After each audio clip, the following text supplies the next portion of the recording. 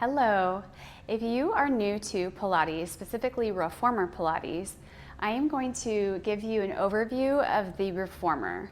So this is the Reformer that I'm sitting on, and I'm using a Balanced Body Allegro 2 Reformer.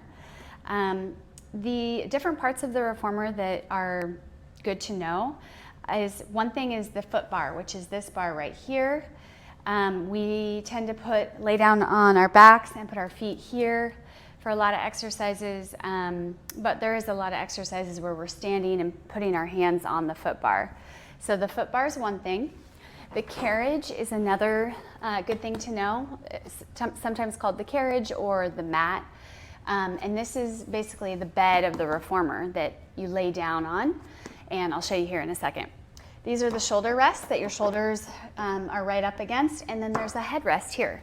The headrest can be adjusted up or down depending on the client or the person. So this is the headrest up, and then we can lower it back down.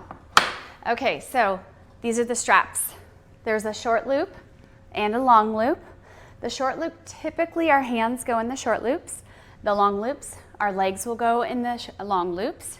And there's lots of different variations that we use with the straps. These are the ropes of the straps, obviously, but we do a lot of exercises just holding on to the ropes. And then there's the springs, which you can't really see from here, but I'll move the camera in a second so you can see the springs. There's different colored springs. There's red, yellow, blue, sometimes a green. And the instructor typically will change the springs or the tension for you. But in some group classes, you sometimes have to put the springs on. So it's always important to remember to add the spring that you want first and then take the other ones off. So you never want the bed to just be without any springs, otherwise they'll just kind of fly away. So this is typically how we start. We lay down on our backs on the Reformer, and we put our feet up on the foot bar, and our head's in the headrest, hands are right down by our side.